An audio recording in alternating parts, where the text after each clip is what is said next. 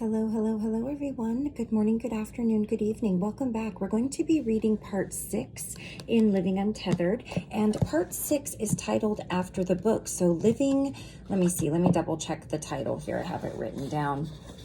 The Human Predicament and Beyond. That is specifically what we're going to be reading about in the next 5 chapters. So let's go ahead and get started. Thought I had it dog-eared, but I don't. Sorry. The heart. Okay. Nope. One more. All right. So part 6. The Human Predicament and Beyond. So this chapter 26 is specifically called The Human Predicament. The most meaningful questions regarding quality of life are not about what you own or what you do. They are about how you're doing inside. Most people can relate to a response similar to, there are moments that are so beautiful I wouldn't trade them for anything, but there are also moments I don't want to last for another second. In general, I work hard to keep it okay in there. Such is the human predicament. For most, that is a fair description of what it's like to live in there. So far, our discussions have laid the groundwork for understanding why it is that way. Throughout our lives, we've stored patterns inside ourselves, samskaras, based upon past experiences we resisted. We then used these stored patterns to build a self-concept consisting of what we like and what we don't like, and how to get events in the world to unfold accordingly. If we succeed in our efforts, it's generally nice inside. If we don't, it's not. It is important to understand that every external event is the expression of all the energies that have come together to create the event. When this flow of the event's energy comes into you, it must make its way through your mind and heart, and then ultimately merge into your consciousness. When you use your will to block an experience from passing through, the flow of energy has to find a way to keep it moving. Energy can't stand still.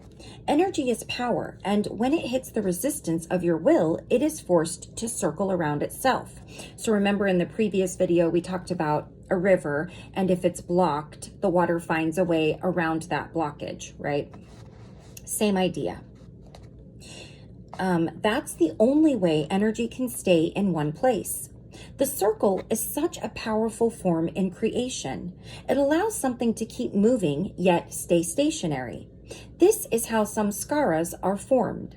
These stored patterns from the past keep trying to release, but you keep pushing them back down, either consciously or subconsciously. By now you can see how these samskaras are running your life. To begin with, they keep coming up by themselves, and that alone causes suffering. To avoid this, you have to commit a major part of your life to creating situations that make it comfortable to live inside yourself. You end up relying on your brilliant analytical mind to figure out how to be okay. Your mind does this by imagining what would work for you. It just starts making things up, playing make-believe. As these imagined thoughts arise, you can feel how they affect your blockages. You're trying to see how the world needs to be to fit you the best. What if this person was a certain way? What if that person hadn't said what they said to me? What if I changed jobs to become the boss so people would have to listen to me instead of me listening to them? Everything going on in your personal mind is because you're either trying to match the stored patterns that will make you feel better or avoid the patterns that will make you feel worse. Both ways, the stored patterns are running your life. Don't feel bad about it. It's that way for pretty much everyone and always has been. You now have a deeper understanding of what we'll call the predicament. You're in there, you're not okay in there, and you have developed concepts of how everything needs to be for you to be okay in there. If you are not careful, you will struggle to satisfy these needs for the rest of your life. A perfect example of this burden is the all too common practice of worrying. Why do you worry? There are only 2 reasons for worrying. You either worry that you're not going to get what you want, or you worry that you're going to get what you don't want. This drives you to work outside in the world to satisfy your needs. But the root of discomfort is your stored patterns from the past. You are deciding you need to do things outside in order to appease these patterns that are on the inside. This does not get rid of the stored patterns. It actually reinforces your commitment to them. Over time, they will continue to bother you. Let's say you feel lonely because you don't have someone special in your life. This sounds perfectly normal, but the truth is, having someone special in your life is your attempt to solve your loneliness. It does not address the cause of it. It's just like if you eat poorly and have a stomachache. You may start looking for Pepto-Bismol. If someone then asks you why you have a stomachache, please don't say it's because you can't find the Pepto-Bismol. Finding the Pepto-Bismol is an attempt to compensate for your stomachache. It is not related to the cause of it. The Pepto-Bismol may make you feel better temporarily, but unless you change your eating habits, the stomachache will return. You will find this is true for many things you do to compensate for your discomforts. Eventually, we wake up and realize that compensating for what's wrong is not good enough. We must solve the root cause of why we are not okay. There is a state within you that is always filled with love and a sense of happiness. Yogananda called it ever now joy. It's not a joy you get tired of. Ever new joy. That was off. It's not a joy you get tired of. It's a constantly upward flowing new experience of beauty. This is the solution to every problem you're having inside. Make it beautiful in there. Instead of thinking that the new job will do it, the new relationship will do it, or more money and popularity will do it, do the necessary inner work to make it beautiful inside. Notice that your problems all start with you. And I'm not okay in there. If you were okay, you wouldn't be worrying and complaining. You'd be in there enjoying the beauty of the experience you're having. Enjoying your inner state doesn't mean nothing will happen inside. Nobody is saying you don't interact with the world. You will just interact with the world in an attempt to solve your inner problems. The outside cannot solve your inner blockages. All the outside world can do is temporarily allow the energy to go around a blockage or not hit it as much. This creates some relief, but it's not going to get rid of the blockage. Working on releasing inner blockages, instead of struggling with life to get what you want, can seem like something is being taken away from you. But if it was being taken away from you and it's causing suffering, this should not be a problem. If you're eating something that makes you sick and someone wants to give you food that makes you healthy, you must first stop eating what makes you sick. This is not an act of renunciation. It's simple wisdom. Taking on this inner work does not mean you don't get married, have a job, or fully put your heart into whatever you're doing. You can do all of that, but not for the purpose of solving your inner problems. I don't know what's going on with my hair. Okay. If you are letting the avoidance of your inner problems define what you're doing, all you're doing is expressing your inner problems outside. Say a psychologist held up a Rorschach ink blot and you got upset about what you saw in it. Is the solution to tell them to stop holding up that piece of paper? That would be ridiculous. You wouldn't solve anything. Yet trying to solve inner problems by rearranging the outside is exactly what everybody else is doing. Chapter 27, The Paradigm Shift. Everyone wants to improve their experience of life. People are always looking for more joy, love, inspiration, and meaning. The question is how to achieve this. Let's do an experiment. Imagine an all-powerful force has asked you to write down some things that need to happen for you to totally enjoy your life. If you're like most people, you will write down things like a new house, a special relationship, a higher paying job, and perhaps a year-long vacation to your favorite spots around the world. When you're done, you will be so excited to turn in that list and get your wishes granted. Unfortunately, you'll have to wait a moment because we're going to go deeper with this experiment. If you examine your list more closely, you will see that it's not what you really want. Let's say you wrote down that you want to get married to the person you love and you want a wedding in Maui with birds of paradise surrounding the ceremony. After the wedding, you want to live in a beautiful mortgage-free house overlooking the ocean with 2 fancy cars in the driveway. It's the dream you've had since childhood. The problem is that's not what you really want. Your mind has played a trick on you. Say you have the wedding, the house, and the cars, just like you wanted, but your new spouse turns out to be a real jerk. You were treated terribly, and it's obvious right from the start that this is going to be the worst marriage in human history. On top of that, you're Catholic, so you can't get divorced. Do you still want that wedding? Unlikely. So it wasn't really the marriage you wanted. You wanted the beautiful experience that you thought marriage was going to give you. So why didn't you ask for that? The same thing holds true for the new job, the millions of dollars in the bank, and the respect of other people. Fine, you can have it all. But what if it creates so much stress and worry that you're miserable? You'd wish you could have your old job back. You didn't really want the job, the money, or the acceptance. You wanted what you thought they would give you. You wanted happiness, joy, and a sense of total well-being. How about a constant inner state of love, beauty, and inspiration at the highest level you've ever experienced? Why didn't you ask for that? When what you did was allow your strongest past experiences to define what you think will make you happy. It doesn't work that way. There are plenty of people who have what you wrote down on your list, and they're not always happy. There's nothing you have experienced that left you totally fulfilled for any length of time. You have always needed more, and your entire life you've been saying, if I get this thing that I want, I'll be okay. And if I don't have to get what I don't want, I'll be fine. For your whole life, there's been a list. When will you realize that doesn't work?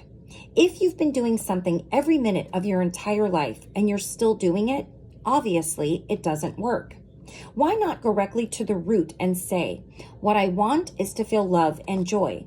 What I want is every moment of every day to feel complete well-being, as high as I've ever felt before, and to be inspired by everything I do. Now there's a list. Let's turn that one in. The interesting result of our experiment is that it has led us away from worldliness and into the essence of spirituality.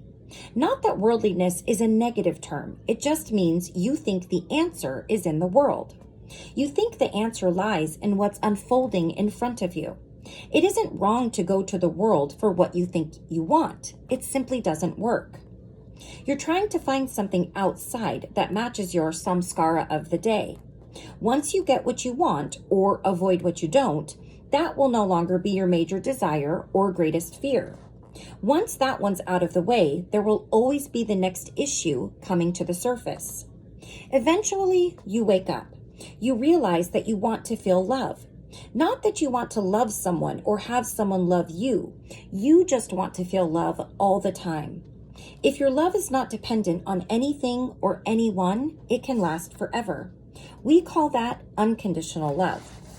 The great yoga master, Meher Baba, taught that love must spring spontaneously from within. It cannot be coerced, and it cannot be dependent upon anything. That's what pure love is. Otherwise, you have a temporary situation that just happens to match your stored patterns. Unfortunately, this will not last. You've got lots of samskaras in there. In addition, if you're in a relationship, the other person has lots of patterns of their own, quite different from yours. This is why relationships are so complicated. Not only are each person's past samskaras different, but both people have different experiences every day to add to that collection. If somebody yelled at your partner at work, they're different when they come home than if someone was nice to them. You, of course, had your daily experiences. If your feeling of love is dependent upon your partner behaving a certain way when they come home, you're in trouble, and so are they. You have enough difficulty dealing with your own samskaras. Now you have to deal with theirs too. Don't get scared. This doesn't mean you don't have meaningful relationships. There are beautiful relationships, and they can last forever. In fact, they can get more and more beautiful all the time. But they are not samskara relationships. They are not based on the world outside matching your inner patterns. They are based on unconditional love. Once love is always flowing freely inside of you, you will be pleased to share it with another person. Such love is not based on needs or expectations. It's based on pure love wishing to express itself unconditionally. How do you reach such a state of unconditional love and well-being? Instead of trying to get the world to match your blockages, you work on letting go of the blockages. That's the secret of real spiritual growth. That is the real paradigm shift. If you don't have the samskaras, nothing will be blocking your inner energy flow. You will feel love, joy, and inspiration all the time. If you are willing to experience the moment unfolding in front of you, you will have the opportunity to be inspired by everything. The simple fact that things exist will be sufficient to move you. You only have two choices. Either you devote your life to getting the world to match your samskaras, or you devote your life to letting go of your samskaras.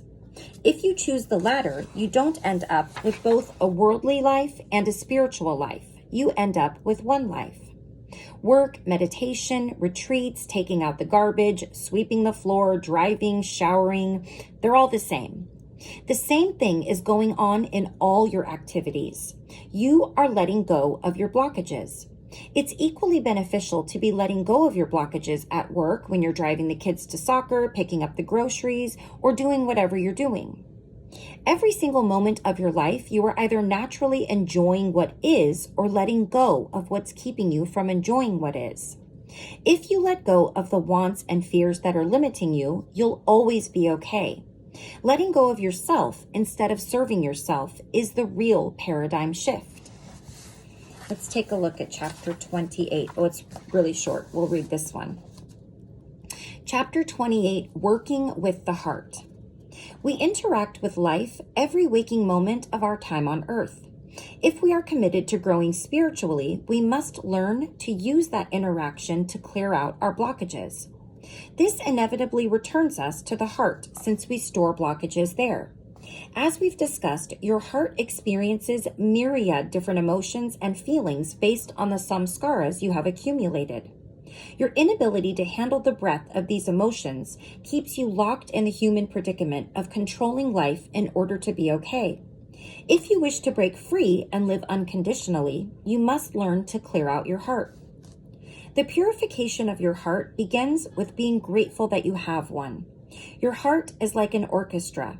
Have you ever watched a movie without the score? It's dead. It doesn't have any juice to it. When something happens in your life, the orchestra of your heart begins to play. It adds richness to your life by playing high notes and low notes that are generally appropriate to the events unfolding before you. Your heart is not an obstacle or a punishment. Your heart is a beautiful gift. Would you rather not have one and live your life without feelings? Just as the human mind is something extraordinary that can take you beyond the limit of your senses, so the human heart is even more extraordinary.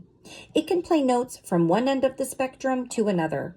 Your heart can go from absolute ecstasy to deep pain and sorrow in a matter of seconds. It can raise you to heights where you feel like an angel with wings is carrying you to heaven, and it can bring you down to your darkest hour. Your heart is capable of doing all of that without any effort of your own. What an amazing instrument you carry inside of you. The trouble is, you're not okay with the full range of your heart. You want to control your heart so it only plays the notes you can handle. Spirituality is about learning to thank your heart for the beautiful expressions it is creating within you. Unfortunately, you're going to find that you can't do that all the time. There are vibrations your heart is capable of making that you're not willing to experience. It's as though you are not evolved enough to handle the fullness of your heart, so you resist it. Just like you resist the world when it is not how you want it, you resist your heart when you're not comfortable with its expressions. As you expand and grow spiritually, your range of comfort with the outside world will become wider and wider, allowing you to handle more of the moments passing before you. The same is true with your heart. As you grow spiritually through honoring your day-to-day experiences, you will learn to become more comfortable with your heart. As a child, the first time you experienced fear or jealousy, you might have been overwhelmed and had difficulty holding yourself together. Over time, you become more accustomed to these emotions and at least tried to deal with them. Perhaps the best you could do at first was control your emotions and put on the outward appearance of being okay, though that's not necessarily so healthy. It is better than losing yourself completely and letting emotions overcome you. If you let an unbridled emotion act out externally, it has the power to change the course of your life, not usually for the better. Little by little, as you learn to accept that emotions are a reality of life, they will come and go if you let them. This is spiritual evolution.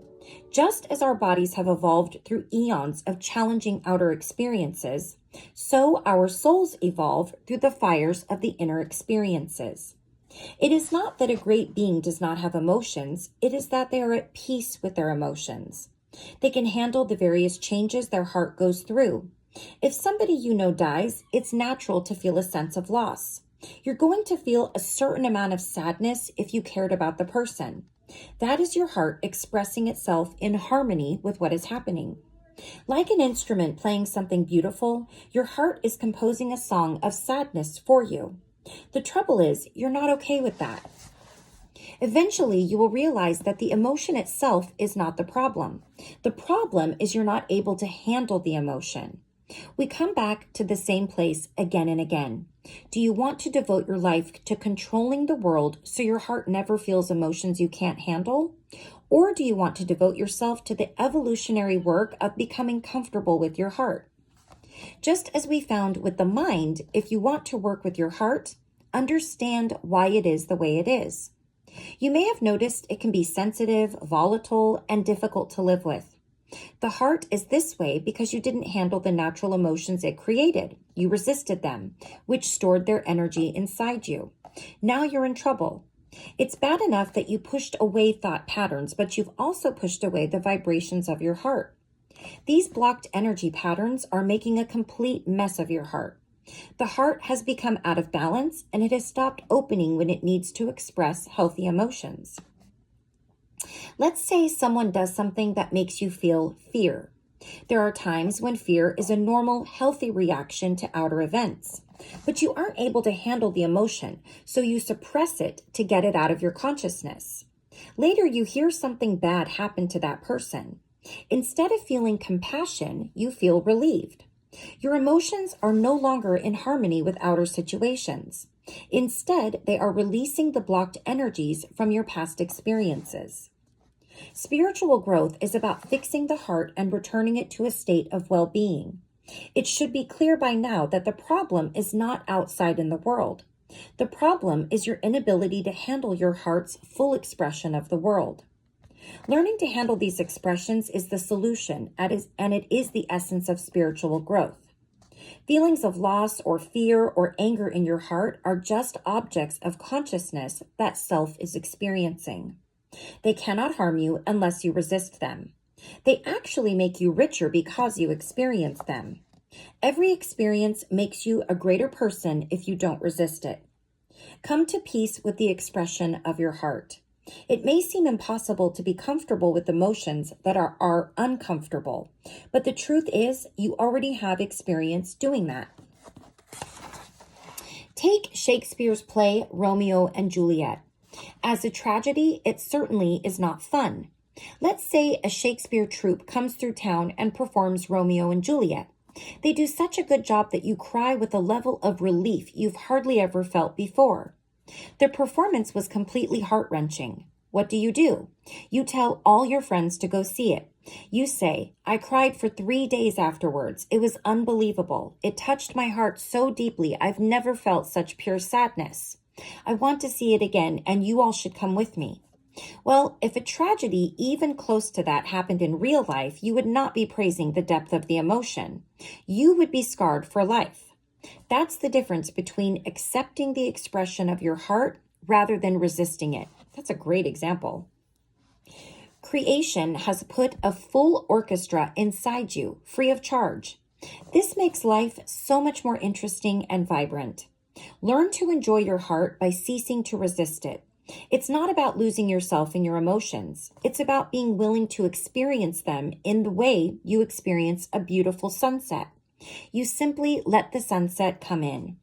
You're not doing anything. You are simply allowing awareness to be aware of what is in front of you. Sometimes it's a beautiful sunset. Sometimes it's a sense of loss. The process is exactly the same. Consciousness is experiencing an object of consciousness. You are not clinging to it or suppressing it. You are simply experiencing it. If you cling to the object, it stays. If you suppress it, it stays. If it stays, it will distort reality. You are no longer open to life. You have a bias for or against certain things. These samskaras are powerful packets of energy. They distort your perception of life, and you constantly pay the price. When thoughts and emotions are suppressed, they rot down there. They will pop up at different times and cause serious problems in your life. This is what Freud taught, and it was also taught thousands of years earlier in the Upanishads. Learning to make peace with your heart is a major step toward extricating yourself from the very human predicament we all find ourselves in. Okay, so that leaves chapter 29. Oh, I read all of them except one. I thought this one had 5 chapters. We can go ahead and read this one. I don't want to make a super short one because you can always pause this or come back to it later. So let's go ahead and read chapter 29. Neither suppression nor expression. Though it is true that you don't want to suppress emotions, you also don't want them running your life. There is a sacred place between suppression and expression, pure experience. In this state, you are neither suppressing the energy internally nor expressing it externally. You are simply willing to experience the energy coming from your heart and mind. The sorrow of death and the joy of birth are both coming up inside and feeding your soul. They are touching you all the way down to the core of your being. You are not touching them. They are touching you. There's nothing to do about it. It is all simply a gift God is giving you. The mind is free to think. The heart is free to feel. All of this leaves you at peace, in a state of gratitude. This is the way life is meant to be. Yet you can't handle certain thoughts and emotions. You resist them, and then you build a mental world around what you have stored in there. In this state, you can only feel gratitude if you get what you want or avoid what you don't want. Eventually, you wake up and realize that you have work to do, real work. That work is not outside, it's inside. That work becomes your spiritual practice. To get what you really want, joy, love, enthusiasm, and passion for every moment of your life, you need to get these stored patterns out. The problem is that while you might see this intellectually, in a very short period of time, your mind is going to fight back. This is because the inner path doesn't fit the mind's habitual patterns for how to be okay. The only data the mind currently has is based upon its past experiences, so the mind always thinks it's right. This is part of the predicament. Please understand that your mind will always think it's right.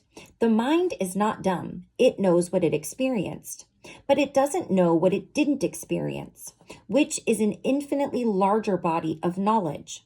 This is why the wise sage Lao Tzu reflected that a wise man does not argue. For what purpose? You have your mindset and another person has their mindset. All their lifelong data says one thing and your totally different lifelong datas see it differently. There's nothing you're going to do about that except be humble enough to realize that at any given moment, the data you are taking in is less than 0.00001% of what's going on everywhere. It's meaningless. It rounds to 0. In essence, you've had a whole bunch of zero breath experiences that add up to 0. The personal mind is so caught up in itself, it will never want to look at the truth. Deep spiritual teachings embrace that truth. They ask you to look at the world in front of you and realize it took billions of years for that exact moment to manifest before you. Accept that. Honor that. Surrender to that. This begins by first accepting reality, not resisting it. It's not about doing or not doing anything. It's about surrendering your initial resistance to what is. You see what's there and then let go of all the stuff that comes up due to your stored samskaras. Inevitably, your mind is going to start talking about likes and dislikes. Just don't listen. Why would you listen to that? It's just your personal blockages superimposed on reality. You can now understand what you are accepting and surrendering to. Reality. What else is there? Reality is truth, at least for the moment. I'm getting stuck. It is what's real versus past mental impressions that are simply leftover thoughts. The way to deal with these mental impressions is to realize they are perfectly natural. Reality is going to come in, it's going to hit your blockages, and your mind is going to talk about it. Fine. Be that as it may, you don't have to listen. It's that simple. If you know your mind doesn't know what it's talking about, why listen? As we've seen, the personal mind can know anything except for the data it has collected. Can't know anything except for the data it collected. That data is nothing compared to the universal set of data it has missed every moment. The data the mind has in there is what we call statistically insignificant.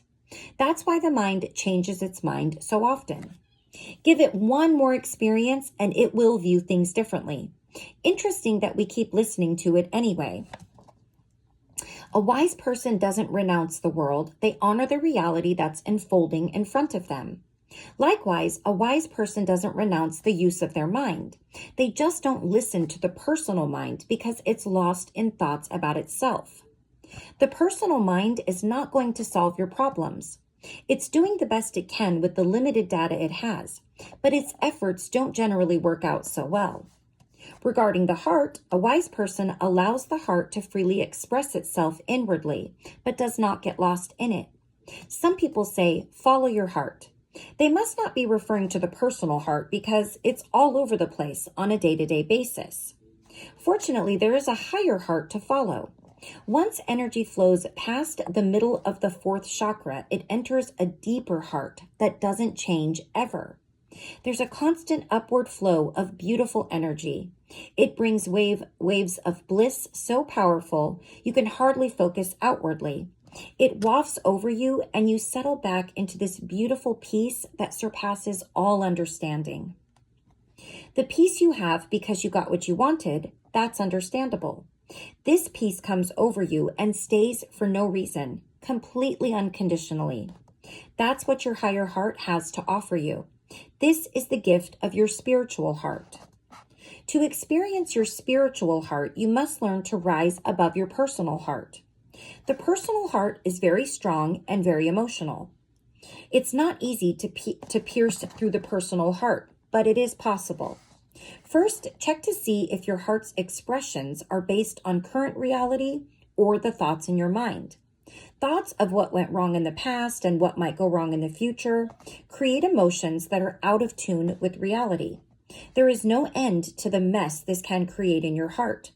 Since the energies that build up in the heart must have a channel for release, these emotions will spill over into your external life and create quite a disturbance. Okay, I must have missed a page. It is a little bit longer. If your emotions are in harmony with the reality unfolding before you, they are generally healthy and support the quality of your life. When both your heart and mind are in harmony with reality, energies don't release outwardly because nothing is blocking them. The power of these unblocked energies passing through the lower heart can then be utilized to rise into the higher parts of the heart. Because you are neither suppressing nor expressing, the deeper spiritual states begin to unfold. You can still contribute to what's happening outside, but your actions are not personal in nature. They are simply beautiful moment-to-moment interactions with reality that are serving the flow of life. Reaching this state requires clearing out the samskaras that are blocking the energy flow and not putting any more in there. To do this, learn to handle your heart. This takes practice, just like you practice the piano, a sport, or anything else. We will explore this process in great depth in the following chapters. What it requires is a change in attitude. You begin to accept that things are going to happen. They're going to hit your heart, and your mind is going to create thoughts to release the built-up energies. You commit to being okay with this process. This attitude of acceptance is very different from suppressing the emotions and thoughts or letting yourself get lost in them. Just honor what the heart is doing and learn to sit back and relax behind it.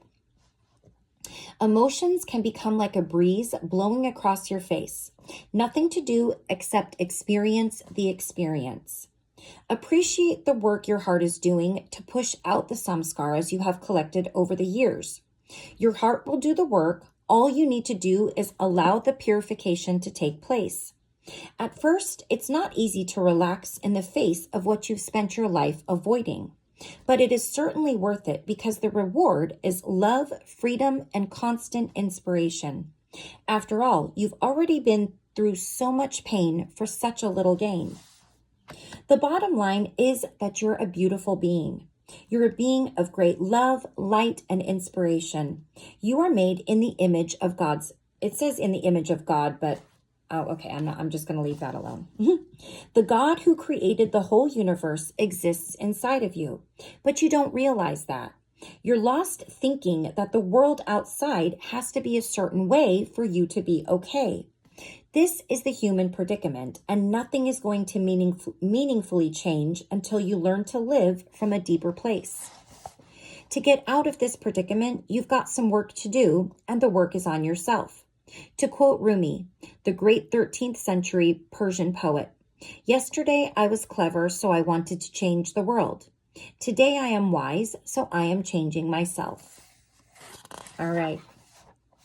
That actually completes part 6 of the book. I wasn't anticipating on reading all the chapters, but luckily there's a pause button here because it is a longer video. So we will start on chapter 7 in the next segment, Learning to Let Go. That's what we're going to be focusing on. So thank you so much for joining me this evening. Well, it's evening here. And as always, please take care of yourself. Please take care of those around you. I will see you again soon for part 7 of Living Untethered. Take care. Bye-bye.